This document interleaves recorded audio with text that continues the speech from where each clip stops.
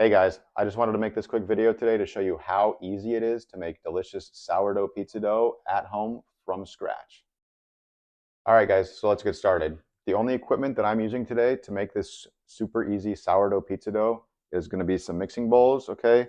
A cup to measure my water, a scale, okay? The scale is the most important thing for making pizza dough. If you don't have a scale and you're trying to make pizza dough at home, I cannot recommend getting a scale enough. They're super cheap, like 10 bucks. Amazon, Walmart. I will put a link in the description if you don't have one. Get a scale.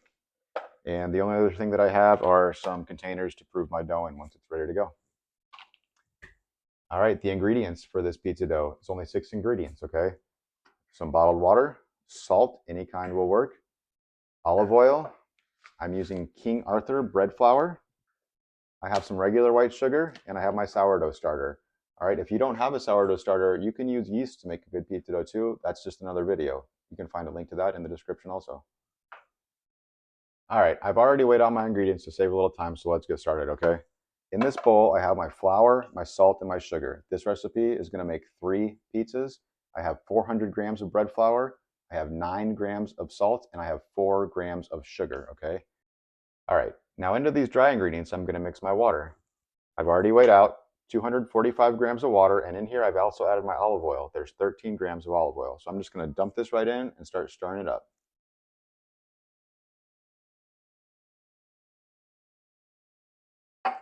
Okay, and the only other thing I'm gonna need here is my sourdough starter. And here I have 90 grams of sourdough starter. I've already weighed it out. I'm gonna go ahead and mix it in.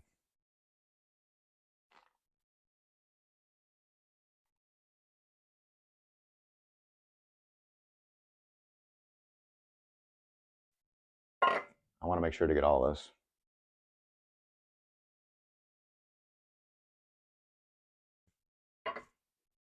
Okay, now that I have all my ingredients in the bowl, I'm just gonna start mixing until it forms a really loose, shaggy dough.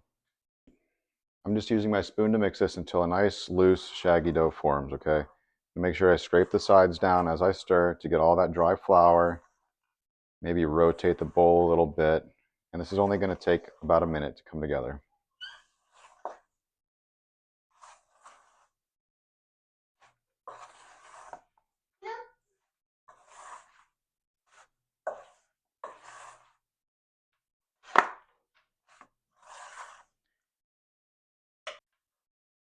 Okay, once you get to this point, you're going to want to get in there with your hand for just a little bit. Go ahead and get any extra dough off of the spoon. We're done with the spoon. All right, I'm just going to take my hand and I'm going to make sure that there's no pockets of excessive moisture or dryness. Again, I'm not kneading this at all. I'm going to fold it later. We're just forming a dough, a very loose dough. Almost there, guys. I told you, this isn't going to take very long at all.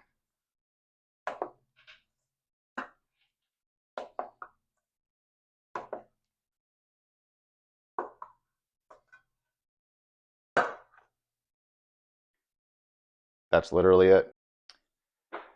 Okay, guys, so we mixed for about a minute, maybe less. At this point, this is exactly how we want our dough to look. We're going to cover it with a kitchen towel now, let it sit for about 20 minutes to allow that flour to fully hydrate, and we're going to start our folding process after that.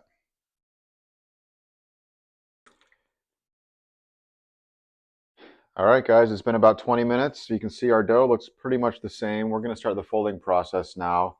We're going to fold 5 separate times. We're going to space that out 20 minutes between each folding. All right, so what you're going to want to do, hold the bowl with one hand and use your dampened hand to grab the dough on the edge furthest away from you. You're going to want to pull it out and pull it back over and fold on itself. We're going to turn the bowl 90 degrees. We're going to do it again, okay? Turn the bowl 90 degrees. You might have to hold the dough with your other hand also. And 90 degrees one more time, okay? That's 4 folds per folding session, if you want to call it that. We're going to let this sit 20 minutes now. We're going to fold it 4 more times for a total of 5 folds, and that's all the mixing that we're going to have to do to make this pizza dough. Wait till you see how it comes out, guys. It's going to be awesome. All right, cover it up. See you in 20 more minutes. Okay, guys, it's been 20 minutes, and we're back for our second round of folding here. Now remember, you're going to want to have your hands just damp so that the dough doesn't stick to them while you're doing this. And again, it's 4 folds, turning the dough 90 degrees between each fold. And I can feel here it's starting to tighten up a little bit on me already. I can feel that gluten starting to form in there, and it's turning into a nice smooth dough ball. So I cover it up, and we're going to let it sit there for 20 minutes, and we'll go ahead and speed through foldings 3 and 4 for you because it's more of the same.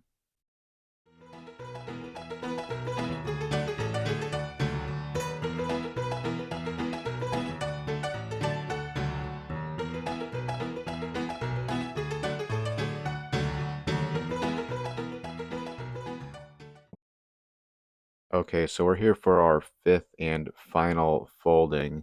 And as you can see, this dough is becoming a lot more elastic, a lot tougher. That gluten's really building up. It's turning into a really nice, smooth, elastic dough ball. Just what we want for a pizza or any baked good, really. So after this 5th and final fold, we're going to let it rest for a final 20 minutes before we form it into our 3 equal-sized dough balls. Okay guys, my dough has been resting for 20 minutes. I have here my 3 proving containers. They're just round Tupperwares. You could use a bowl even and cover it with saran wrap, but these Tupperwares are super convenient. I just add a little bit of olive oil into each one to keep the dough from sticking and from drying out as well. And I just use a piece of folded paper towel there, as you can see, to spread the oil around the container, making sure it's spread all the way up to the sides and evenly around the bottom as well. I'll also go ahead and use a little bit of this olive oil on my countertop where I'm working with my dough just to make sure the dough doesn't stick to the countertop.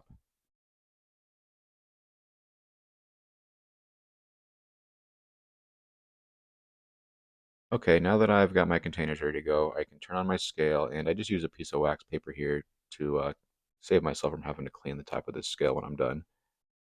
So I just weigh out my dough ball, and then I divide that weight by 3 to come up with the weight for the individual dough balls that I'm looking for. It's about 242 grams.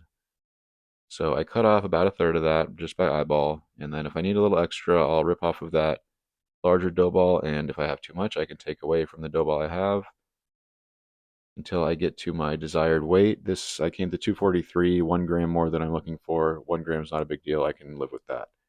So then I just do the same thing with the remaining dough. I cut that in about half. I add or take away to get to the desired amount, and then I can start forming my dough balls.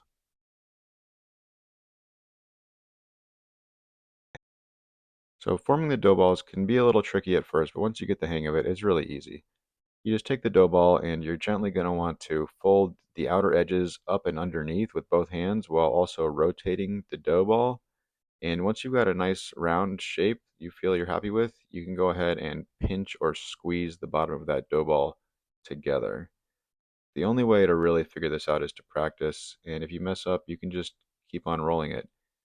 So just get in there, don't be afraid, and make some dough balls. If you really overwork the dough and it becomes hard to work with, you can just let it rest for about 15 minutes and come back to it, and it should be good to go again. So again, you can see it's just forming. It doesn't have to be a perfect circle, but pretty close to circle. And just seal up the bottom of that ball by pinching when you're all done. And we can move on to the next step, which is storing your dough ball.